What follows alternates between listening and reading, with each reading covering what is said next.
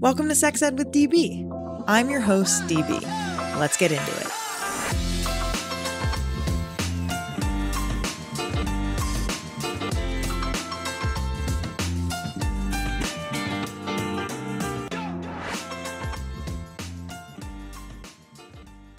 Here are my top 3 favorite things I love about Uberlube. Number 1, Uberlube makes sex feel a lot more pleasurable. It's as simple yet as powerful as that. Number 2, Uberlube is recommended by leading doctors, and its body-friendly ingredient list is widely used by people with sensitivities to lubricants. And number 3, Uberlube will not stain clothing or bedding. Any spills can be easily cleaned with detergent and water. Get your bottle of Uberlube now with code SEXEDWITHDB for 15% off at uberlube.com.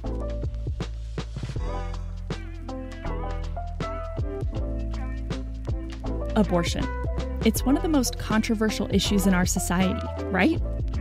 Wrong. Abortion is popular, and it's so common that you definitely know at least one person who's had an abortion. Maybe you've had an abortion yourself. So why is so much media coverage stuck, portraying abortion just as a subject of political debate and not a normal part of human experience? I'm Garnet Henderson, and I'm a journalist who specializes in covering abortion. On my show, Access, we talk about abortion in every single episode, answering all the questions that you might have felt afraid to ask. There are no pundits here, only experts, including real people who've had abortions. We've covered everything from abortion and religion to the myth of abortion regret to the fact that adoption isn't a real alternative to abortion. And we cover a new topic in every episode. You can find Access wherever you get your podcasts or at apodcastaboutabortion.com.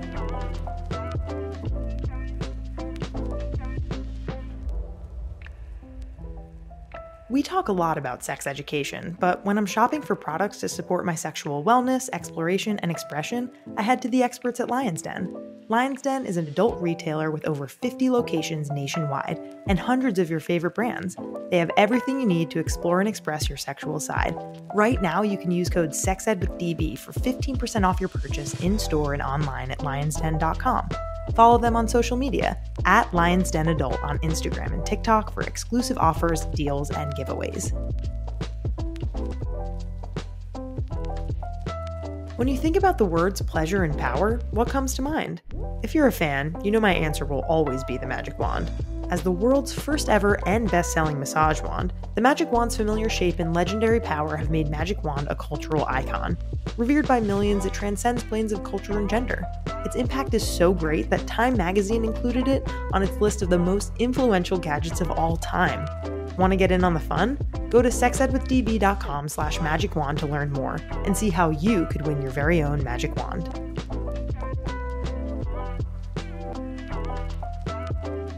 So, you're ready to experiment with anal play, but you're not sure where to start. If I were you, I'd start with education and products by a company founded by a doctor who's an expert on anal sex. I'm talking about Future Method. Future Method develops science-backed products and doctor-led education to maximize pleasure, eliminate injury, and empower the way people choose to play in the bedroom. They even have a blog that puts education at the forefront, on topics both popular and taboo. Use code SEXEDWITHDB for 15% off at futuremethod.com.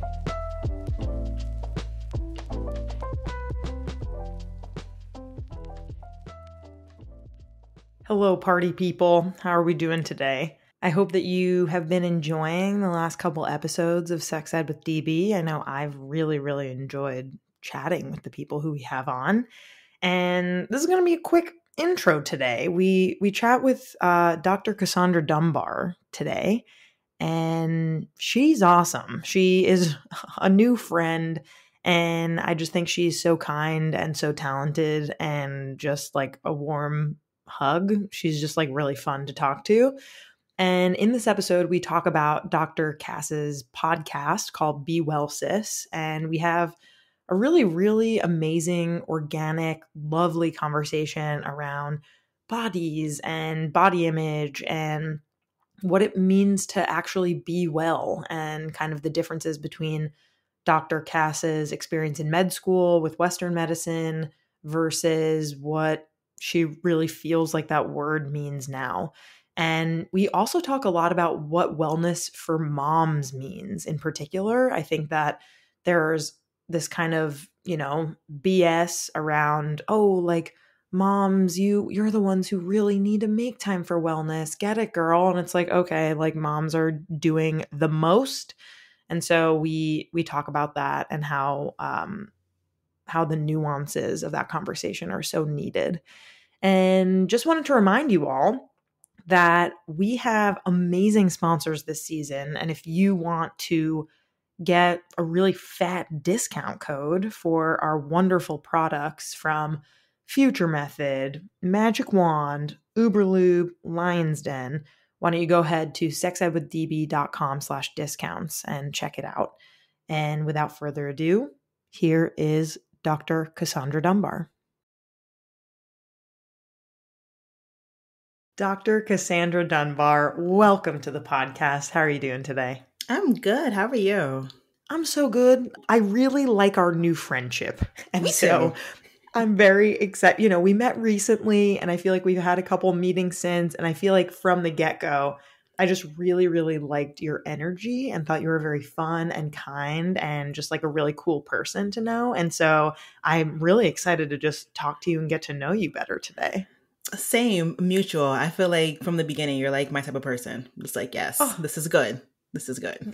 This is good. Yeah. I feel like it's harder to make kind of new friends and colleagues as you get older and older. It's easier to kind of just, like station in your little bubble. Yep. But when you meet someone who you vibe with and who you share values and kind of goals in the space of sexual health and wellness, it can be really cool and just really neat to make those new connections. Yeah, really refreshing. Because like you said, we stay in the same little bubbles. And I've been trying to be intentional about meeting new people. And I'm just so happy that like our paths cross. And yeah, we're friends now. We're locked in, girl.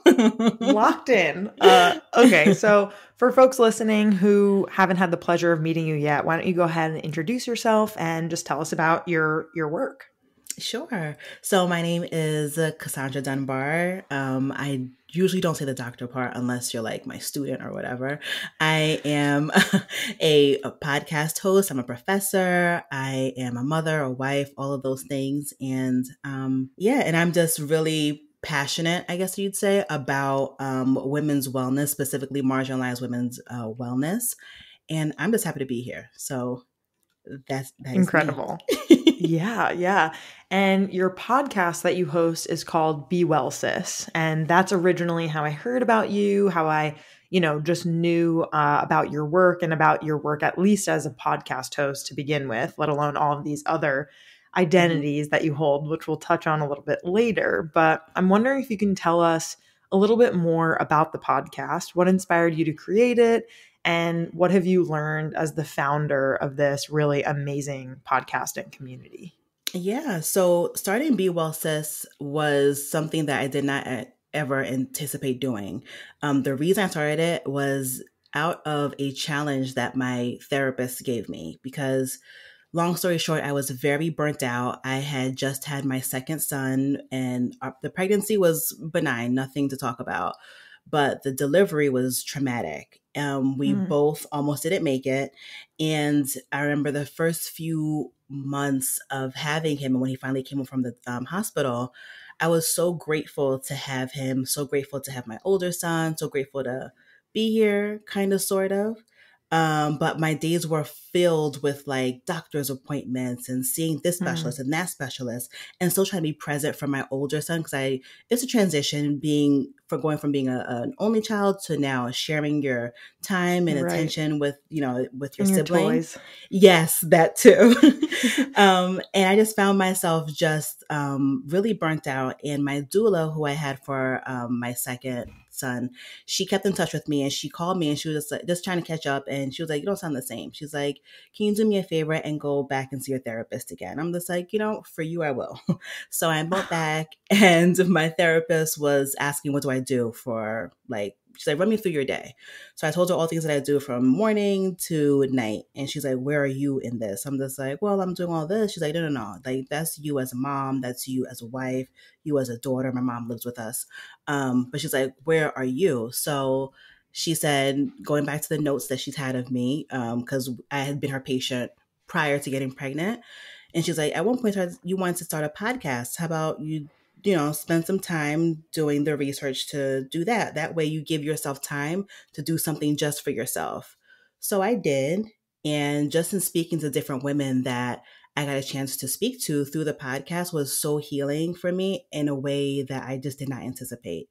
So the reason I launched the podcast was not only for my own self-care, but really because when I was looking for how to bridge the gap between being healthy and actually being well, I did not see myself represented in those spaces.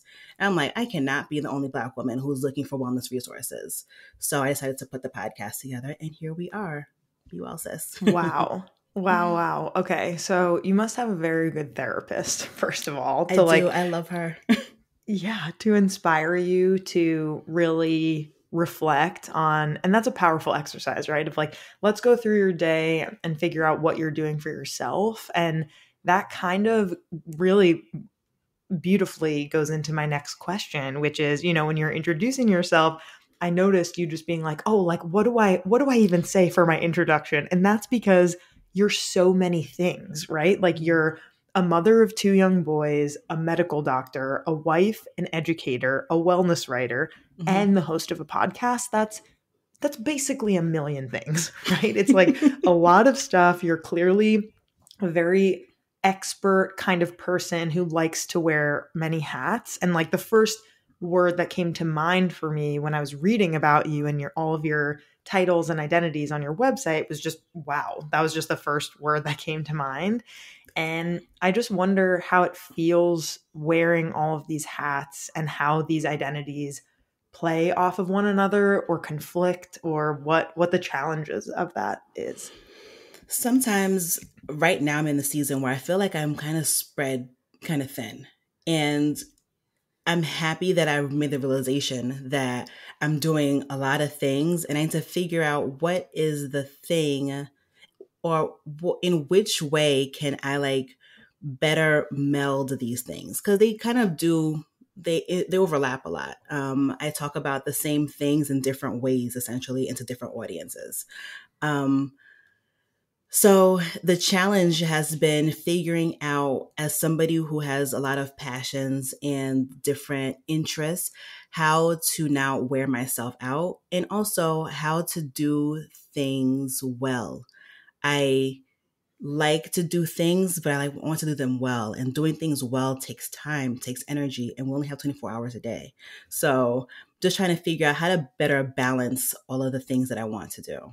Absolutely. Yeah. And I can't even imagine what that's like when you have like a full-time job at the same time that you're taking care of 2 young kids. And if your partner's working, like it seems like very overwhelming to be, especially after the traumatic birth story that you shared, and how long I imagine it must take to just get back to zero, right? Yeah. Like there's so much that goes into that, and so much emotional labor and like physicality to that, and mental strength and persistence and patience, I'm sure, that's needed in order to feel like yourself again. Can you talk us through a little bit about what that was like for you? Oh, for sure. I feel like for most women, most people who have babies, it takes like roughly a year and a half to feel like yourself again. I felt that with my first son, and in speaking to different people, they've felt the same thing. Like around when the child hits around 2, it's like, oh, okay, I'm me again. For my second, because of the things that were just happening and how much of what was happening with him was also happening to me in a way, just having to see the different specialists and just being really nervous about what would his life and therefore our life look like. I had to do a lot of work. And also it took me time to forgive my body. I didn't realize I was mad at my body. I felt like my body failed me. And I had to really process that, because what happened was during the labor and delivery, my placenta detached early. So I had placental abruption. And I didn't realize I was really harboring some resentment. Like, how dare you fail us like this? And it took me time, and I was very depressed, and it took me time and guidance to like realize that I was experiencing these things. And also that impacted my relationship with my husband. As you can imagine, a lot of us, when we are depressed, like there is no libido. Like the last thing I'm thinking about is sex. Right. Not only like my physical healing, like my body was different, but also just like mentally, I just was not there. So the person that I was beforehand, sexually was not the same person. And it took, at some point he internalized that and thinking that, you know, something had changed with him. And it's like, it's not you, because we both had gained weight.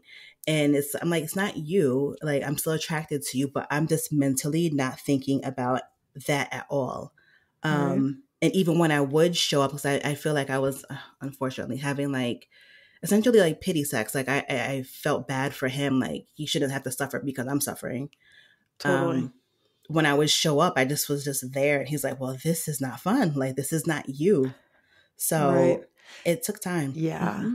I feel like we really don't talk about the nuances about like these ebbs and flows in a monogamous relationship when it comes to sex, and like the ways that we connect or don't connect or can't connect with our partner depending on how we're missing connection with ourselves. And this idea of like pity sex, right? Like there definitely are these gray areas that we just don't touch on, that like, yeah, well, we want our partner to feel good and we want them to feel like we're paying attention to them, even if we're not really like in the mood, right? Like Yep. that is a very real thing that a lot of people go through. Like, you know, like intimacy is not this like black and white thing where, oh, all of a sudden both people are exactly right in the mood, right? There's Yep. gonna be like non-concordance, right? And just like all of these different feelings at different times. And especially after a baby is born, and like literally like your hormones and your mental state is just different than it was before. And there are chemical differences that we need to address. Yes, for sure. For sure. And I think even just to even add another layer of just being together with the same partner for a long time, those ebbs and flows like are so real and we don't talk about it. And I think each person in the relationship might start to feel like they internalize that as being because of them. Right. But it's not. It's really important to talk. And I think we talk about intimacy too. It needs to be not just the physical intimacy, but that emotional intimacy needs to be present, so that I needed that to like talk to him and be like, this is what's going on in my head. Because I keep things to myself. So I had to like say to him, like, this is going on in my head and in my heart. And I love you. I'm attracted to you, but my body is just not with it right now. It's just on pause right now. Right. And I will do my best. But he was like, do your best. He's just like, nobody. And he's like, I don't want the pity sex. Like you take your time. And when you're ready, I'll be here. But I don't want, like, he's like, that doesn't feel good to me. Right. For you to feel like you're obligated to have sex with me. So. Totally. Yeah, that makes a ton of sense. I wonder if we can go back a little bit, back to Be Well, Sis, right? And this whole idea of like, specifically for you, it was part of your mission to find resources and talk to people about Black women's wellness, right? And I wonder if we could just dig into the word wellness for a moment, because again, when I was kind of reading about you and just checking out your website and reading your resources, you mentioned that in doing your own research, you learned that there was a really big gap between what you learned in med school and what it truly means to be well, right? Like there's this dichotomy. And I wonder if you can expand on this a little bit. Like what does wellness feel like and actually look like to you? Yeah. So I spent time in medical school where we focused on health, and not even so much so health, but really on disease. So we've learned the ins and outs of different diseases, what they look like, how to treat them, and things of that nature. But one of my gripes of Western medicine is that Western medicine focuses on the disease process and not on the entire being. Holistically, right? Exactly. So what I've learned is that wellness is more than just being healthy, because you can be physically healthy. Like your blood pressure is great, your blood sugar is great, you don't have any like overt anything happening. But you could feel really, really not great about your life, not necessarily that you're depressed even, but just like you're just here, you're just existing.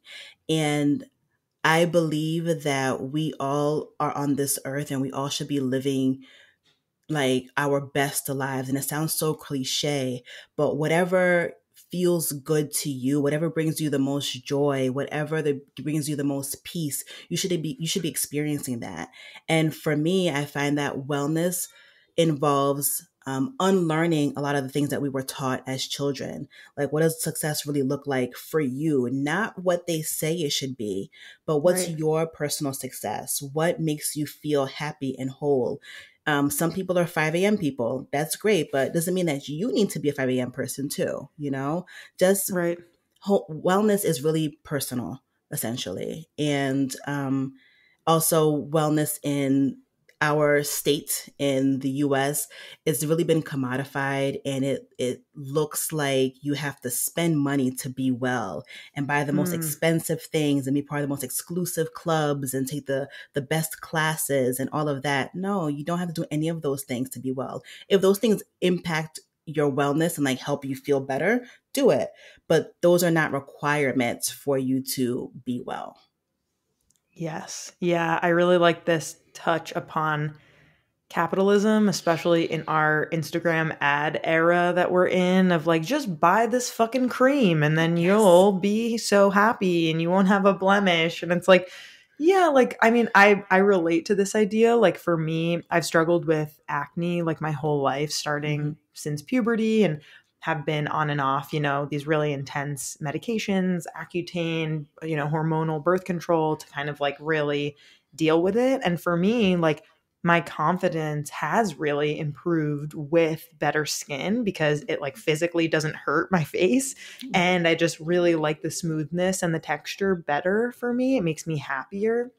And I do think it's kind of this tricky line where we have to be really careful about, okay, am I internalizing those things because, of the messages that I'm receiving about beauty and about the people who get to be seen? Or is it really like, no, like this is just for me. Like I want to feel confident. I want to feel happy. Are there kind of like ways that you suggest or think about or recommend that people think about how to kind of like think about that line and think critically about that? Yes. I think for me, I've been asking myself why a lot, like just internally. So, but why? But why? But why? So being really transparent with you, since the pandemic, so that first year of the pandemic, I gained like a solid 35 pounds. So, and I have not lost it. And I just have, for a long time, I was like really struggling with my new body, how I look and everything. And I'm just like, well, why do I feel this way? Like I'm still quote healthy, like I'm always conscious because of high blood pressure and things like that, but in my family. So I'm just like, okay, so my cholesterol is still fine. My blood sugar is still fine. My blood, everything is fine, right? On your paper. Numbers. My numbers are good. Okay. But so why do I feel the need to be in this rush to like lose this weight and then some? And in full transparency, I have always been on a diet. I haven't been on a diet recently, but from the time I could remember, maybe like 10, I was just on a diet perpetually. And looking back on pictures, I was thin. And I remember constantly feeling like I was just too big. And fast forward to now, when I'm thinking about my body, remember how I told you I was mad at my body for like failing me? Right. Now it's like, I thank her. Like I put on this weight through the pandemic because we are going through a pandemic, and I coped with food. Thank you for like being there for me, So it takes asking myself and asking ourselves questions as to what our motivations are. And I think you've done that with like your skincare. Like, what is your motivation? Is it for yourself or is it for the outward gaze, Right. So asking ourselves those uncomfortable questions, because it might be because of the outward gaze. And I'll be honest, part of it is because I like to dress a certain way and I don't want to be, I guess, ridiculed for how I dress in my new body. But like, nobody's thinking about me anyway. Like, you know?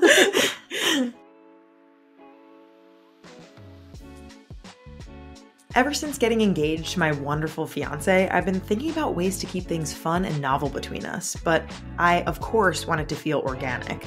I want to be able to feel sexy and comfortable in my body while trying something new. Thanks to Lion's Den, a new adventure I've been exploring is the world of lingerie.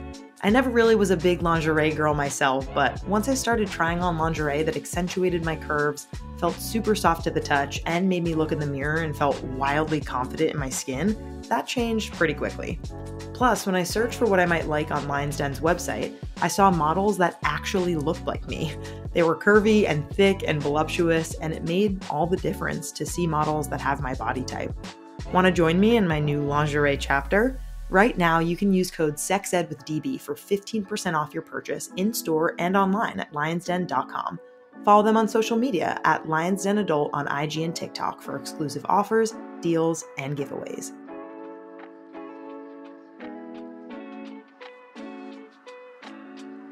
Let's play a little fill-in-the-blank game where you have to guess what goes in the blank.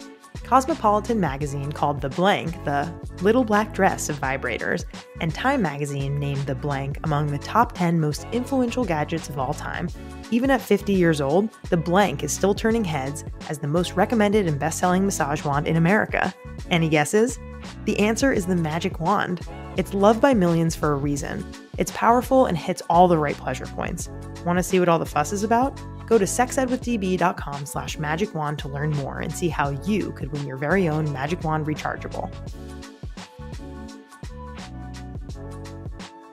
Let's talk about a lube I absolutely love, Uberlube. Uberlube makes sex better for everyone by reducing friction and increasing pleasure. Whether you're using it for solo sex, sex with a partner, or both, Uberlube has a long-lasting performance that lets skin feel skin. It has simple, body, and condom-friendly ingredients, is scent and color-free, dissipates when no longer needed so there's no sticky residue, and is recommended by leading doctors. Use code SEXEDWITHDB for 15% off at uberlube.com.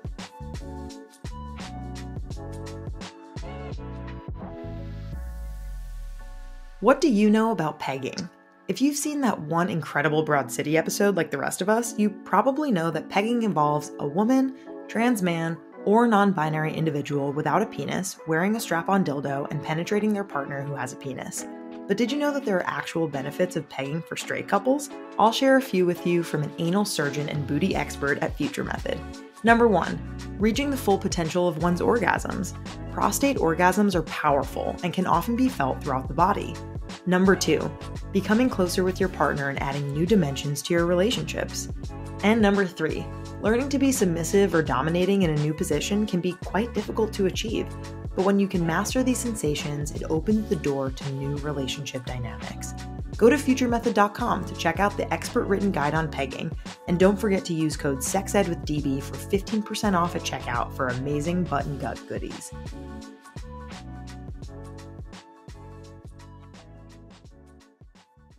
How can I choose the right sex toy for me? This is a great question. Is the porn that you watch ethical? Let's find out. What if my partner does not want to use a condom? I love this question. This is Curious Sex Ed, a podcast where two real sex educators answer even realer sex ed questions that you write into us. We believe that curiosity around bodies, relationships, and sexuality is for everyone. Learn with us as we educate about amazing sex ed topics and share juicy personal stories along the way. Want to join our bestie crew to gain access to Curious Sex Ed? Listen to the first 3 episodes of Curious Sex Ed for free wherever you get your podcasts. And tune into the rest of the season exclusively on buymeacoffee.com/CuriousSexEd.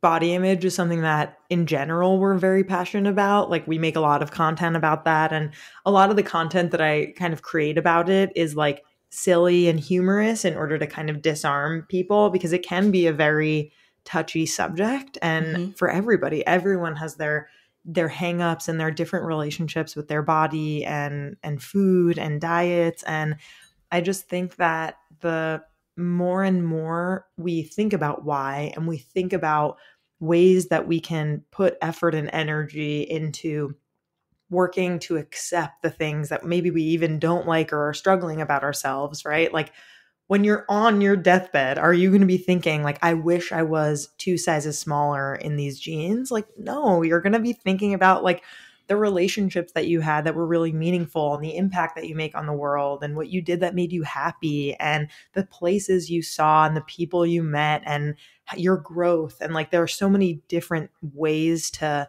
measure success and to measure happiness and joy.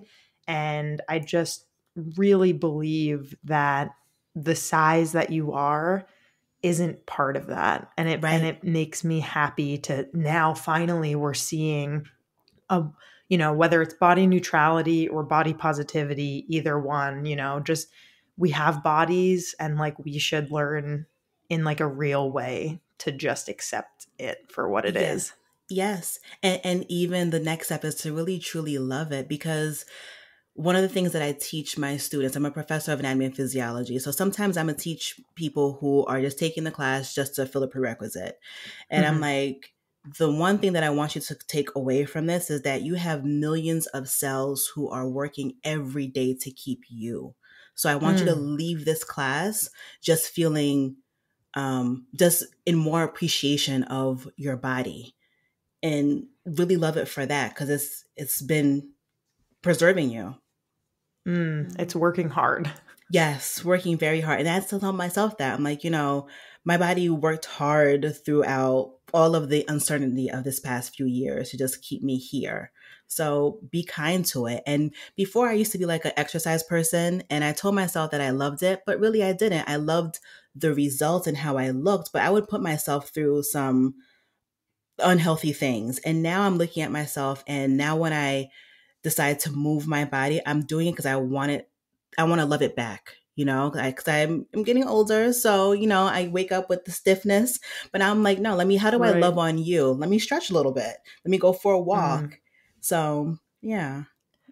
I feel that. Yeah. Recently I started renting a Peloton because they're just like super fun, like really, really exciting classes to me. And I look forward to exercising now. And I think that they make it really accessible and make me feel like I'm going to have like a dance party and just like laugh and be silly, like while listening to this fun instructor for 20 minutes, right? It's just like a really tangible way to feel like I can move my body.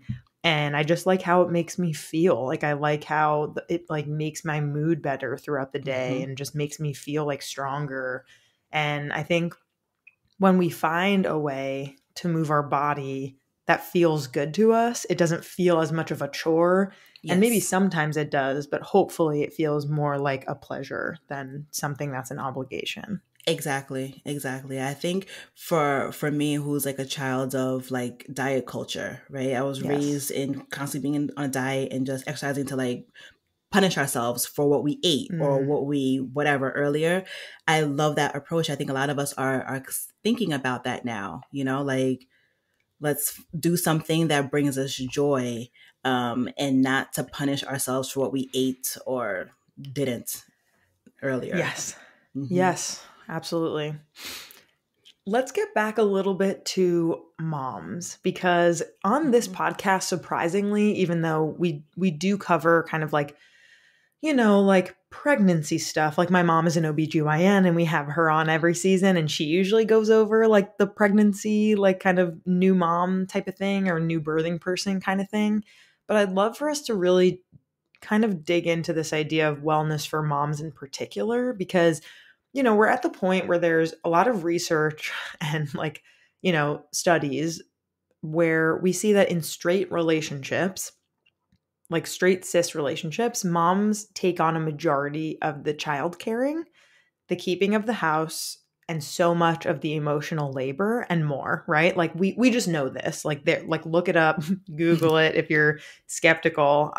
We just know. And this was especially apparent during the pandemic when moms were homeschooling their kids while they were still working, while they were still coordinating everything. And, I think like at the same time, moms are supposed to be able to find time for wellness and self-care. There's all this kind of emphasis on like, hey, like you just need to do you and like really find that time to relax and go get a massage. And it's like, yeah, I'll go get a massage like when hell freezes over. Like I don't have fucking time to do that. Like I have, there are kids involved. There's a lot of like coordination for activities. If you're working, it's just, I'm not a mom. I would like to be a mom eventually, but I just know for moms, this is kind of like a losing battle. And we're taught like, well, you're just not making time for it. Right. And I wonder if you could just talk about this a little bit. Yeah, for sure. I think it all boils down to, again, the expectation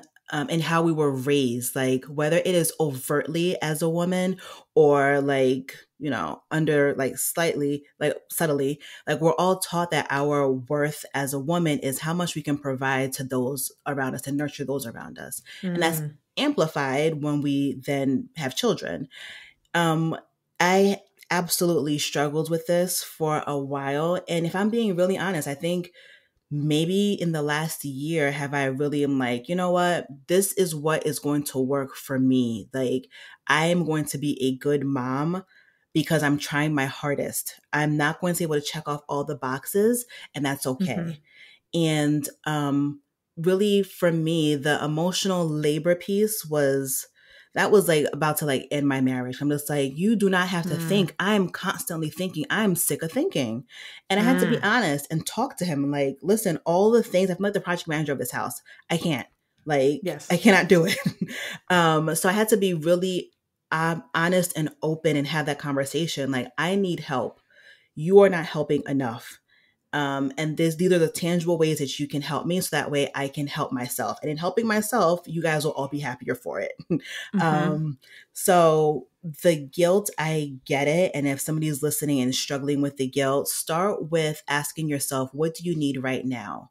So what is the one thing that you can use right now? Whether it is maybe a nap, whether it is a babysitter, whether it is a massage. So coordinate with your village to see who can support you and how they can support you. Take advantage of that, because I realize that there are people who genuinely want to help me but don't know how. So figure out how other people can help me, so that way I can help myself. It's super, super important to make that time for yourself as a mother. Forget that, as a woman, just take the time to take care of yourself, because you'll just be better for it. It's going to feel uncomfortable in the beginning, like, oh, I feel selfish. How I could spend that money on other things. That's something that I'm always doing. Like, well, I can get my nails done, but I could buy the kids whatever. It can go towards whatever that we're saving for them. But the happier you are, the healthier you are, the more well you are, that trickles into the rest of the household. So if you are struggling with thinking about doing things for yourself for, quote, selfish reasons, think about how blessing yourself is going to bless the ones around you. Yes, absolutely. And like, people are lucky to have you, right? Like there's this, like you said, there's this expectation specifically on moms that, okay, like, mom is the one who's going to remember like what I want for my birthday, right? And like, there are all these little things. And I saw this really, really illuminating TikTok video about the word kin keeping, which is kind of when you think about like mostly women in these family structures, they are the ones who during holidays, they're the ones who are cooking, and they're the ones who are setting the table and cleaning before everyone comes, and they're picking up the sides, right? Like, maybe dad in this relationship is doing the turkey, right? Or maybe they're going to the grocery store and picking up something extra. And then they're like on their phone, like most of the time, like during the dinner and after. And this is just, not to stereotype, like if this isn't your family, then that's great. But I do think that this is a lot of people's experiences. And just this idea that like, mom not only is the one who's doing more of the work, but who's getting more scrutiny, right? Like, kids get more annoyed with their moms than they do their dads. And like, I just like, and I feel for moms. I feel like they do a lion's share of the emotional and like mental work and coordinating and thinking, as you said, and logisticking. And they're the ones that, when they fuck up or when they don't do it right, exactly right, they're the ones who like get shat on. And it's just like kind of terrible that, like no mom, again, this is a huge stereotype and overgeneralization, but I do think it's hard. It's hard because that is a lot of people's realities. Yeah, it is. And I think for me, one of the reasons why I have been so diligent about making time for therapy is because I realize that the better I am, the better of a model that I can be for my kids. And also like with the family dynamic. So I have 2 boys, and I am hell bent on raising boys who are going to carry their fucking weight. You are not going to, whoever your partner ends up being, I don't want you to like expect them to mother you. Okay. I want Like you they're to not be cleaning up after you. absolutely not. You are going to be an equal participant. Sidebar. So my son, I was telling him, I made him do like some extra reading or something. It was during the summertime. And he's just like, why am I doing my work during the summertime? I'm just like, because like, it's good for you. Like, you're going to be a scholar one day. And then he's just like, well, I'm not even going to have a job one day. I'm going to be a stay-at-home dad. I'm just like, that is excellent. So let me tell you something. You're about to be the best stay-at-home dad to ever do it. Like, you're going to know all the ins and outs of everything. So, but yeah, so I think for me, being in therapy has helped me to just be vocal and to shift the dynamic in the house a little bit. Because again, I am raising boys, and I just do not want bump on the logs as my boys. Yes. I want them to like be able to carry their weight and then some around the house. So in me being open and honest with my partner about what I need him to do and how I need him to step up, not only is he being an example to them they're constantly watching him, but also me advocating for myself is also helpful for them to see as kids. Absolutely. Yeah. This has been such an enlightening and amazing conversation. I think like originally, I was kind of like, oh, we're going to talk about X, Y, and Z. And it kind of like shifted into this really, really honest, amazing conversation about like bodies and momming. And I really, really love it. And I'm so appreciative of you for being here for it. And I wonder if you can just talk a little bit about what's next for you and where people can find you. And maybe if you want to share, like, if you had a recent Be Well Sis episode that you really recommend that people tune into after they listen to this conversation. Yes. So the most recent episode on Be Well Sis that I really enjoyed, it's actually 2. They're kind of back to back. One was about emotional wellness.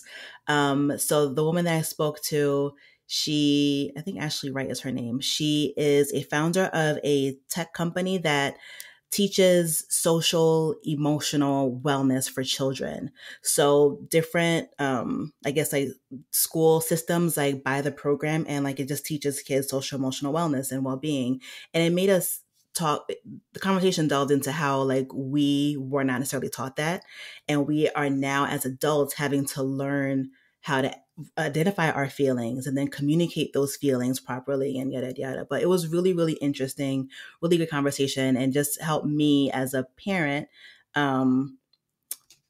definitely place more emphasis on that in my household. I think I have been just because of my own therapy journey. But I think even more so just some tools and tips on how to teach the children and reach them at their level was really helpful. And then the other one was about that I really enjoyed too. It was about the author of Can We Please Get Grandmas to Take Over the Police Station? I think it's something like that. Can we please give the police department to the grandmothers? Yes, there we go. So I spoke to Janata Petrus, and she's the author of this book. And the book is just to inspire children to reimagine a more positive future. And it also, in speaking to her, had me think about how I can not only foster that in my kids, like creativity and imagination, but also for myself as an adult. We don't daydream enough as adults. Like, there's always something to do. And just reimagining our own lives. And for me, it's like really, it was current for me because I'm just reimagining, like, is this what I want? Is this feeling like I have, quote, made it? Like, am I happy here? If I had to relive these days over and over and over again until I die, would I go on feeling like accomplished or good about my time here on earth. So it just helped me to just really take things into consideration and just to reimagine what the possibilities can be. So those are my 2 favorite episodes on Be Well Sis. And what is next for us? So I'm just going to continue to have inspiring, uplifting conversation with amazing women. And the next thing that we are going to do, we'll have a small little pause this summer and then come back with a little bit of a revamp. And fun. Yes, so fun. We're adding a new segment. I'm really excited about it. And just our membership community. So just continuing to grow our membership and for a place for women to like find their tribe essentially, and just to encourage each other to pursue what really makes life good. That's really special. And where can folks find you on their podcasting apps and on social? So on the podcasting app, we are at Be Well Sis, the podcast. So on every streaming platform. And then on Instagram, we are at Be Well Sis _podcast. I'm barely on Twitter, but we're also at Be Well Sis. Amazing. Thank you, Cass, so much for being here. It's been so wonderful and so just organic and lovely to chat with you. And I'm so excited for people to hear you. So thank you. Thank you. Thanks for having me. Appreciate it.